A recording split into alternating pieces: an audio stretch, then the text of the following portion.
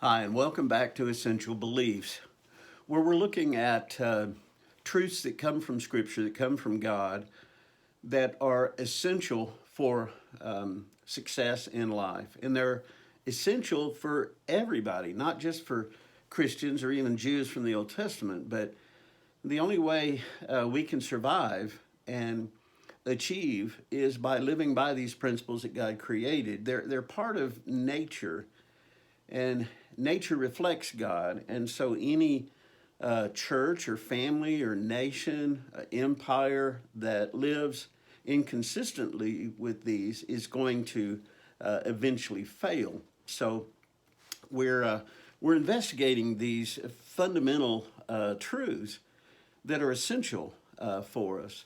And as I reflect on that, one of the things that really stands out about these truths, and we've looked at several of them, eye for an eye, do unto others as you would have them do unto you, etc., is they're very pithy. They're very, because they're fundamental, sometimes we overlook things that are fundamental as being simplistic, which what they really are is foundational. It's what you build everything else on. And these truths often are expressed in the form of like proverbs. And proverbs, like parables, demand that we meditate on them, that we mind them for the depth of their teaching, because they don't present that straight up front. Jesus in Matthew 13, talking about parables, said, "Therefore I speak to them in parables, because while seeing they do not see, and while hearing they do not hear, nor do they understand." One of the things that Jesus did, he taught in such a way that folks that weren't willing to, and this is part of discipleship, folks that weren't willing to work at, to sit and meditate on, to process what he was saying, if they're not willing to go through that work, well, then they can't be a disciple. And in some ways, parables, not only were they profound and universal, but they required, and we see in Scripture there, several times where his followers are asking him, "No, what does that parable mean?" Sometimes they would get frustrated with it because of the work that it took. And he spoke in parables almost to weed people out. I think it was a weeding out process. And the challenge with that, in a culture like we live in that has become so passive, these truths are lost on us. And by passive, I mean we feed on pablum, we feed on pre-chewed food. Everything needs to be processed for us. We become very passive because everything is done for us and handed to us. And that's true in our educational system, where you get 3 or 4 or 5 chances on a test and things like that. So the truth that we're going to look at today comes from a question that God posed in the Old Testament. Can a leopard change its spots? Profound question. And we're going to look at the context that it was presented, of the idea that there are things that cannot change. But if you ask the question today, I'm afraid many modern men would say, can a leopard change its spots? I don't have a leopard. That doesn't really matter to me.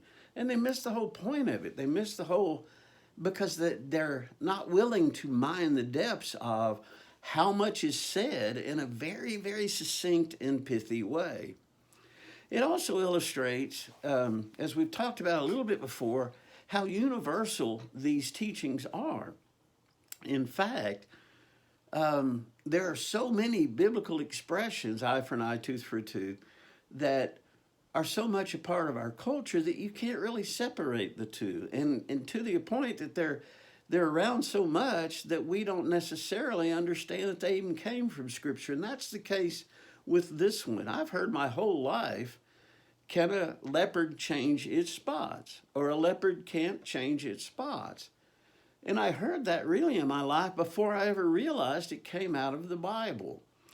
And that's how strong the intersection has been historically between Scripture and our American culture. And because of that, so many of the truths that we believe and just take for granted are really part of us because we of our Christian, Judeo-Christian heritage.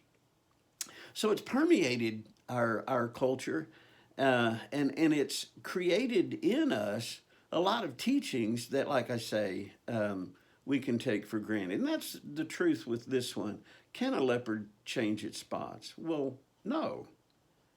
And what that's teaching is there are some things that are fluid and flexible, but there are others that are not. Non-fluid things get broken when they're forced to flex. Okay? Can a leopard change its spots? Well, today, we think we can do just about anything. Now think about it. If we set our minds to take a leopard and change its spots, or as we're going to see from the context, can an Ethiopian change his skin?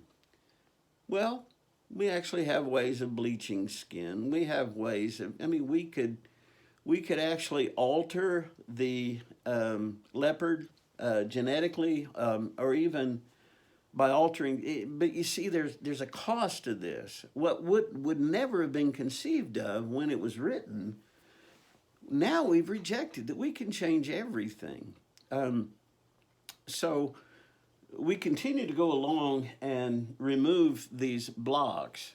And if you remember from the beginning of this study, these Jenga blocks, this game represents our culture, and the culture having to bear the weight of all its citizens and all the things that we do, etc. And as we come along and remove these teachings or these beliefs, we undermine the integrity of it. In fact, I was noticing today that, notice how I can push this block right here. There is no tension on this block. Most of them, if you push, it tries to push the whole thing. See how the whole tower is moving as I try to push that one? But this one, and there's some others like it, there is no pressure down on it whatsoever, so it's actually not bearing any weight. So we have a culture, using the metaphor, that seems to be fairly intact, but there's actually part of it that have already become passé. They're actually don't bear any weight anymore. So it's actually in worse shape than it looks like. So we're going to go ahead and take this one out, that can a leopard change its spots, and we're going to reject this one, and we're going to add this to the others that we've rejected, and our tower is in trouble. But it's still standing, so we don't see that as much. So we believe that everything is flexible, that we can define things, that we can change things, etc. And sometimes it can be exciting to take something and repurpose it into something else, but that tends to be in inanimate objects. There's a fellow, and I want to show you, there's a fellow that does videos, and he took a Harley Davidson that had a blown engine. He's a motorcycle dealer, and he deals in used motorcycles, and you can see his warehouse there full of motorcycles that he's selling. Well, this was a Harley that he bought at an auction with a blown engine. And what he did with it is he went to Harbor Freight, and he got basically a lawnmower engine, 6.5 horsepower engine, and he put it there. Notice where normally you see engine, V-twin, you see all kinds of open space. And so he put a lawnmower engine in a motorcycle just for grins and giggles, and he wanted to see, and basically he did it to make a video, because he does videos. And, here's some kind of outlandish or whatever, but let's see if we can do it. Let's see if we can mount this, basically a lawnmower engine, up to the transmission of a Harley, and what do we come up with? And he did, and went out and test drove it, and he could actually get it up to like 51 miles per hour. But what he found out is the acceleration on it was so slow, it was dangerous to drive in traffic. You see, there are things that we can change and can adapt, that then we end up with problems. We end up with what sounded like maybe is a good idea, it'd be interesting to do or whatever. We find these, and one of the things that he had never considered was, if I'm able to achieve this, will this thing be rideable? And it was rideable, but was it safe in traffic? Because he did a 0 to 60, and as I said, only got up to like 51 miles an hour, but it took him over 30 seconds to do that. And so that means that he can't get out of traffic's way, and traffic can't get out of his way, and all of that. And he realized that this is really an undoable situation in a real world. And that kind of illustrates that we can end up with things that, hey, let's try this. The social experiments that, hey, we're going to change this or we're going to change that without consideration of what's going to be the end game for that. So he ends up with this motorcycle that has a lawnmower engine, and he can't ride it anywhere that you would normally ride a motorcycle because it doesn't work that way. So there was no vision to what it would become. And of course, it was just a goofy idea that someone came up with for a video. Let's see what happens if we do this. As a result of that, he ended up with a mongrel that was useless. Now, what we're talking about in Leopard changing its spot is navigating change. That's the whole point of, can a leopard change its spots? No, you can't change that. Now, today we think we can. Today we think we can, that we could engineer, certainly through heredity, but we could take a leopard, if we set our mind to it, we could change his spots. We could get rid of his coat, and all of that. We could give him artificial skin, all kinds of things. We're coming to believe that we can change everything, and that's evident in how we're changing the definition of marriage, gender, and this is a brave new world that's frightening. It's not really brave because of there's no one, as we talked about earlier, there's no one engineering these changes. There's no one that's saying, now wait a minute, if you change this, you're changing the whole impact of everything. We don't have social engineers in that way. Now, what we have is sociologists that after the fact, they'll say maybe this wasn't a good idea, et cetera, et cetera. So as we talk about navigating change, it's interesting, the two things that I do, preaching and teaching and therapy, they both intersect at looking at human change. I've been a student of human change for over 40 years. And I understand it may be the most difficult human enterprise there is, especially considering the ripple effect of change. Planned change is easily done horribly. Planned change, to be done well, is difficult. Too quickly or too radical to change creates chaos, tumult, mayhem. Change can be, especially radical or quick change, can be very disoriented. There have been experiments about how if you introduce change to people very quickly, you can actually have them reeling, disoriented, not knowing where to turn.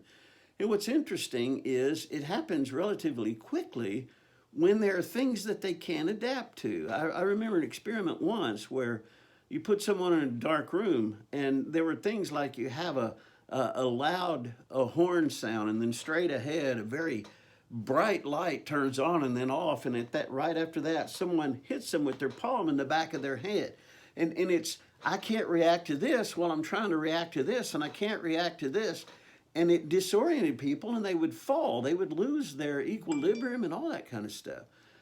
That's the nature of radical change, and especially radical change that happens quickly.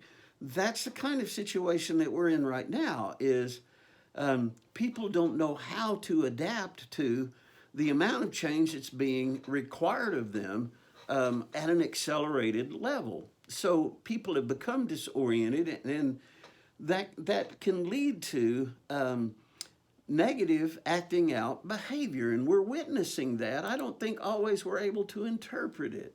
The increase in suicide rate, the breaking up of relationships, the increased use of narcotics and things like that, is some of it has to do with the fact that people can't cope with life. And part of what they can't cope with is that everything's being redefined.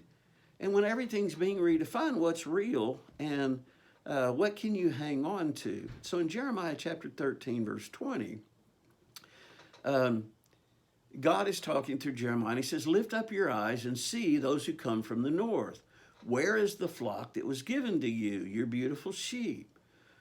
What will you say when he, the enemy, punishes you? For you have taught them to be chieftains, to be head over you. Will not pangs seize you like a woman in labor? If you say in your heart, why have these things come upon me? For the greatness of your iniquity, your skin has been uncovered, your heels are bare. Can the Ethiopian change his skin, or the leopard its spots? Then may also you do good who are accustomed to evil. So he's saying, those of you who Jeremiah was speaking to, when the leopard changes his spot, when the Ethiopian who has very dark skin, when he changes that skin, or the leopard changes his spots, that's when you're going to be able to do what is right. Now, I want us to understand the basic principle here, and I don't want us to misunderstand what he's saying. This is not determinism, and it kind of sounds like that. But we're going to look at what that means. But I want you to understand that what he's saying is there are things that don't change. The leopard spots don't change. There are things that you don't need to try to change. There are things that you can change, and those things sometimes you need to change. In the NIV, it says, can the Ethiopian change his skin, or the leopard its spots? Neither can you do good who are accustomed to doing evil. The New American Standard says, can the Ethiopian change his skin, or the leopard his spots? Then you also can do good. And there is no word there, whether translated then or nor, like in today's Living Bible, or neither. There's not a word there. It just says you also can do good who are accustomed to doing evil once the leopard has changed his spots. So the idea there is, let's watch the leopard first, and then we're going to see. Then when that happens, then you'll be able to change. But I want us to understand that when he talks about the spots on a leopard, he's talking about a leopard's nature. That's how we identify a leopard in part. It's part of his nature. In John chapter 8, verse 44, Jesus said, you're of your father the devil, and you want to do the desires of your father. He was a murderer from the beginning and does not stand in the truth because there is no truth in him. Whenever he speaks, it's a lie. He speaks from his own nature. His nature is deception. The nature of Satan is lies. It's deception. It's untruth. One of the things that I want us to understand is about sin. And remember, in the Jeremiah context, God is talking about, you're saying, why are these things happening to us, the captivity and the persecution and all that? Why is it happening? Because of your iniquity. Now, can we change? Well, when the leopard changes his spots, then you can change. Well, that sounds feudalistic. What it really is talking about the nature of change. And again, there are things you can change. There are things that you can't change. And there are things that are very, very difficult to change, or that change with great cost. And so Jesus is talking about the nature of Satan. And I want you to understand, I think what God is addressing is the sinful nature of sin. The nature. You see, we have a nature that is godly, and we take on a different nature. So sinful nature is a fundamental change. It's not a behavioral change. Now, it can involve behavior, and we tend to look at sin as behavior. I do something wrong, do something right, do something wrong, do something right. Where God, and especially Paul, looks at sin as a nature, a fallen nature. We trade in the nature of God for the nature of evil. And we become an unnatural, but a natural man. And Paul uses the term natural to mean sinful. It's a different nature, and that's the challenge with sin. But again, The idea of a leopard changing his spots is there are things you can't change. There are things that are very difficult to change. Guys, natures don't change. Now, does that mean we're stuck in a sinful nature? No. It means we can't change it. And we're going to get to that in a moment. It takes God to change the nature of something. When God created animals, he created them with different natures. When he created the leopard and the tiger and the lion, they're similar, but they're very different. And one of the ways that we identify a leopard is by its spots. It's part of its nature. And that's fundamental difference. That's fundamental classifications for creatures. So there are fundamental things that you don't change. In the United States and spreading rapidly in the world, there are fundamental foundational things that we think we can change. There's very little that we don't think we can change. We're going to change the climate. We're going to change definitions of things that have been around, that have been defined that way since the beginning of time. We're going to change relationships. Now, guys, understand, every one of these that we take out, every one of these essential truths that we've removed is having an overall negative impact on all of us.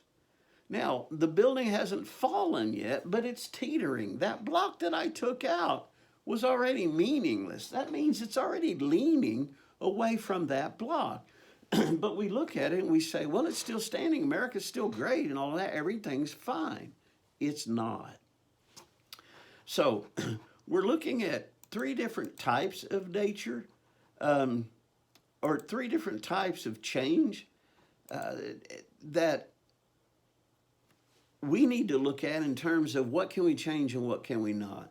So there's a change of nature which doesn't change, at least without God changing it. There's a change of orientation. Orientation is the way we interact with others. And then there's a change of behavior, and that's how we act. Now, of those three, the easiest, although it's challenging, is to change our behaviors. The most difficult is to change our nature. But that's what we're trying to do. We're trying to change the nature of what it means to be male and female. We're trying to change the nature of what it means to be married, and therefore the foundation of a family.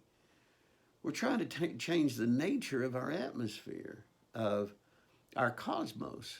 And we believe we can do these things. We believe we can change the nature of things.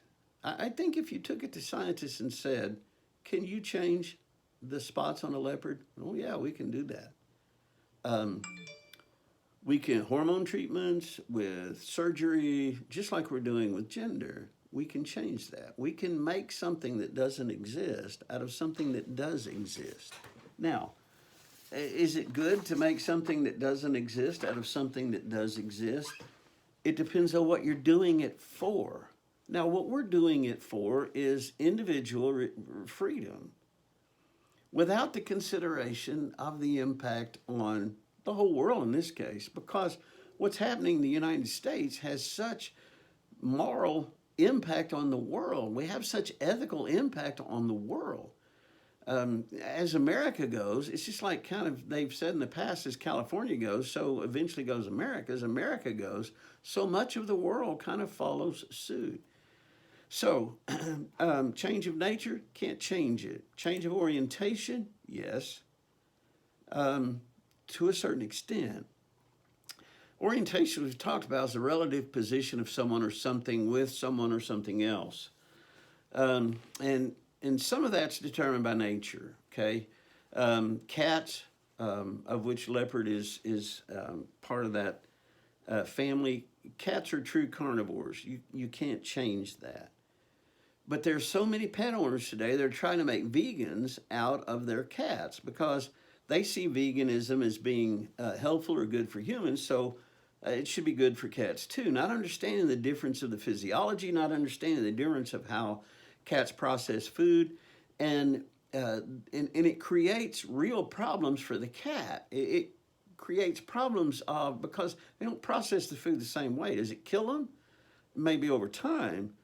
But we don't necessarily see that we're actually harming the cat because they're not designed to be herbivores or vegan. Um, Humans have an incredible ability to override their own orientation. We do that by will. And so we have today that in a nature that Paul described in Romans chapter 1, verse 26, for this reason God gave them over to degrading passions, for the women exchanged the natural function for that which is unnatural. And in the same way also the men abandon the natural function of the woman and burn in their desire toward one another, men with men committing indecent acts and receiving in their own persons the due penalty for their error. Boy, a lot to be talked about in terms of receiving in their own person. This is not just a delayed response, although it does include delayed aspects. So we're talking about trying to change orientation by changing nature. And humans have an incredible ability to override our own orientation, but we can't override our nature. And that's why Paul made it very clear in Romans chapter 1, when you try to do these things, you're trying to change the spots on a leopard. And we think we can by sheer will, just like we think we can change the cosmos by sheer will. Now, I want you to understand, people don't necessarily choose their orientation. I didn't consciously choose to be heterosexual. But I want you to understand that although people don't choose their orientation, they're not born in violation of their nature. So something changes. Something changes that they believe by changing my orientation, I can change my nature. A good example of that is Caitlyn Jenner, who Bruce Jenner for most of life, and then decided my gender identity is female. Now, I want you to understand in orientation, there's three things to look at, and people get these confused. One is gender identity. What gender do I identify with? The second is gender orientation. Third is gender attraction. Who am I attracted to? And people didn't understand when Bruce became Caitlyn. What Caitlyn said was, I identify with female gender. I perceive myself as female. So they assumed, oh, so you're going to be attracted to men because they confuse being gay with being having a female gender identity. And then when he started dating women, or she started dating women, it confused people. Thought you wanted to be a female. Yes, well, that's my identity. But my attraction is also to females. I still have the same attraction I did when I was a male, but I've just changed the way I look at myself. And it confuses people. And that's the nature of it. It's very confusing when we start changing what is nature. And Bruce, Caitlyn, started working on taking hormones, surgery, and all of that to redefine nature. Can a leopard change its spots? No. Can humans change the spots on a leopard? Not without destroying the leopard. Now, we can do it, but we objectify it, and then we control it, and we harm it. Can you make a cat vegan? No. Can you feed it a vegan diet? Yes. But you're going to harm it because its physiology is not designed for that. And cats know that, and they naturally eat the right things. So here comes the problem. Unintended consequences. We've removed a block, and now you have girls, females in schools saying it's not fair for males to change their nature to female and then compete with us in sports because they grew up with different kind of musculature, different kind of hormones, different kind of aggression level. They grew up with all of that, and now they're deciding at this late hour, I want to be perceived as a female and I want to compete with females on that level. And what is it creating? Same thing that bathrooms created when Target first said, we're just opening up bathrooms to everybody. Guys, this is the disintegration of normalcy. And when you do that, it creates people are very much disoriented. We don't know how to react to anything. It puts people in neutral and in fear. And now we've got legislators, and legislation has been introduced in most every state now of whether or not to protect female athletics or to protect the rights of transsexuals. And it's creating huge challenges because we're taking nature apart. We're taking what Paul already called nature, that God designed, like the old,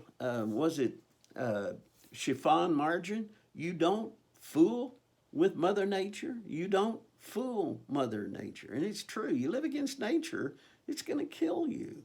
It's going to harm you because God designed nature to be, He designed it to be consistent, to be predictable. I know that the law of nature is going to work tomorrow just like it did today, or my life becomes chaotic. We are creating cultural chaos. And so what you have is disoriented people who don't know how to respond. They don't know what to say. They don't want to call each other. They don't know what pronouns to use. And on top of that, we've got other blocks being pulled out, and it creates a very, very unstable culture. What happens before a fall? Instability. When you're unstable, what does it take to defeat you? Not very much. So, confusing the idea that we can change orientation like we change behavior. But see, that gets it. Orientation is the cross between nature and behavior. We understand sin is behavior, but we also need to understand that sin can become nature, a new nature. It's a lifestyle. If you remember behaviorism, B.F. Skinner, he believed that everything is learned. Now in modern culture, the pendulum is swinging back to everything is genetic. And the truth is, it's a blend of both. But we tend to go from one to another. Now, if your orientation is different, it's genetics. There's no other, you didn't learn this. There's no other influence but your genetics. And that becomes a cop-out, really, of saying that, because what we're saying is that not until hormone treatment is available, not until surgery is available, is this issue of changing my gender even possible. It's only in the last couple of decades that not only have we been able to isolate hormones, and we haven't isolated them to the extent that we need to try to make a male out of a female or a female out of a male. It's an ongoing process. But to take female hormones and to dump them into a body that's producing male hormones, and it's going to continue to produce. Now we have a battle of hormones, and which is going to win. And it creates, and we're thinking we can do that, and we can create a third and fourth genders, and it's not going to have any consequences. Now that's in the name of individual personal freedom. Paul's talking about, or Scripture talks about, sin as behavior, and we can change and we can control behaviors. But it also talks about sin as being nature. Can a leopard change its spots?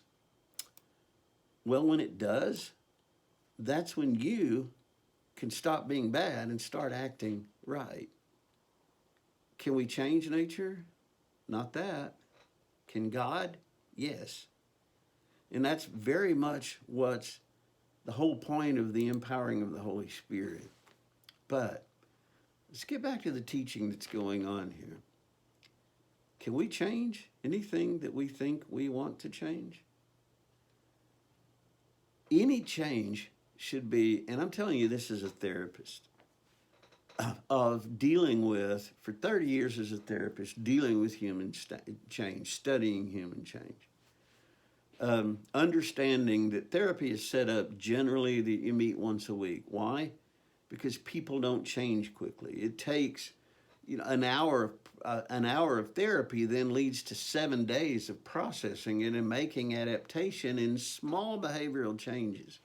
We don't do radical change well. We don't do change well.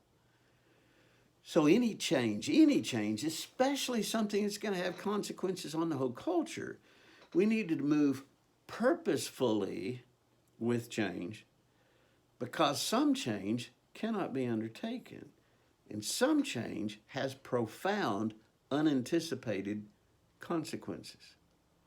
Now, there have been folks warning, and I want to reiterate it. What's going to be the cost of changing global climate? Now, I'm not talking about cost in money. I'm just talking about cost. It's already changing.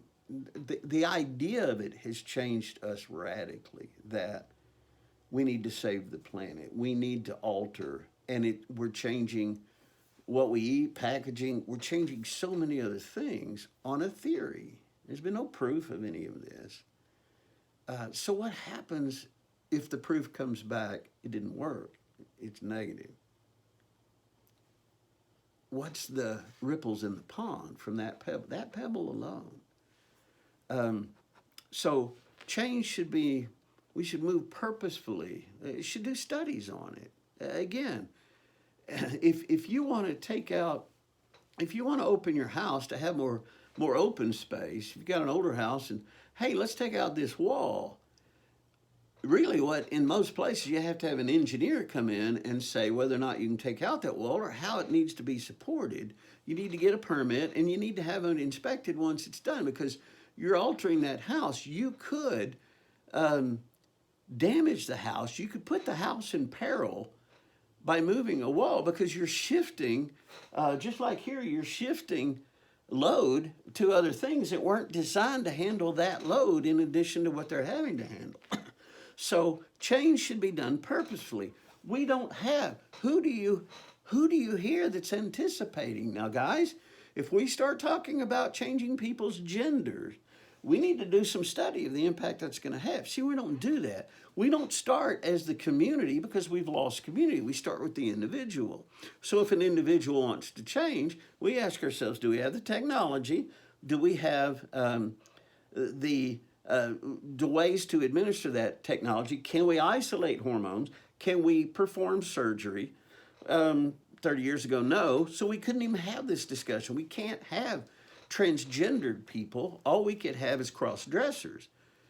But because of the change in technology, has nature changed? No. Move slowly. Make sure you anticipate. Guys, when this building was built, it was so much that had to be done before ground was even broken. What are you going to do with the drain off of, you see, we put all this under a roof. That means water's going to drain. It's not going to be absorbed in the ground where this building sits. Where's that runoff going to go? And if you'll notice those big ditches that we have out front, those are flood retention vehicles. Those were dug so that as rain falls out here, rather than going into the drainage system or out into the street, it starts filling up those containers. And hundreds of thousands of gallons of water can be filled in those. And it costs a lot of money before this building was even built to do the dirt work just to be able to pass that inspection, because engineers decided how much rain can roll off this amount of acreage in a given amount of time. And when you put a building up, it changes that. There had to be studies on the impact on traffic. There had to be studies on the impact on utilities in this area just for this building to be built. And the idea is you don't just throw up a building, because it's going to have impact on the whole community. We need to look at that. We need to study that. So there are formulas that came up with, all right, if you're going to have this much square footage of building, if you're going to have this pitch on your roof, then you need to have this drainage. You need to have a driveway that is this size that goes into this section, etc. So that's what needs to be happening, but it's not. So we end up with confusion. We end up, many people are almost in a panic because they don't know what to do with change, because we haven't headed into change anticipating it. And so we're going to have a lot of unintended consequences. What about biological guys playing sports? And we've just seen the beginning of this. Somebody's going to figure out, hey, I couldn't make it in um, in Major League Basketball or Major League Baseball, but if I change my appearance and call myself a female, I can actually make a living playing ball in the WNBA. I can't make it in the NBA, but I can beat women because I'm a male. So if I just change my perception, I can cheat. I can change my nature and change the world. And people are going to figure this out, and it's going to cause more problems. We're now seeing it on the school level because of Title IX and all those kinds of things, and it's causing problems.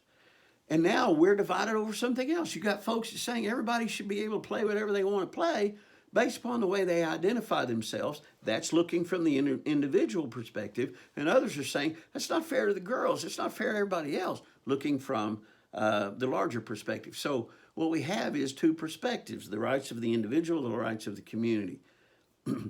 What's going to lead to? There are things that can't change. A leopard cannot change its spots. You take that to the bank. And if you dare try to mess with it, not only are you going to hurt the leopard and every other leopard that comes after it, you're going to wipe them out of existence in terms of being a leopard. And what consequences is that going to have on the whole savannah? It's going to change everything. Brothers and sisters, change is tough. It's necessary, it's important, but it needs to be done with purpose, it needs to be done with goals, and it needs to be done as much as possible understanding the consequences of that. A leopard cannot change its spots, and a nation, a church, that tries to change the nature of what God created, the nature of what the church is and supposed to be and supposed to do, will do so only at great peril. How many examples are around? We're out of time. God bless you. I love you. This is an essential truth that can be missed so easily. Can a leopard change his spots? Well, I don't have a leopard. What does it mean? Meditate. Ponder on it. And God will show you truths that are amazing that will help you avoid pitfalls. God bless you. See you very soon. I love you.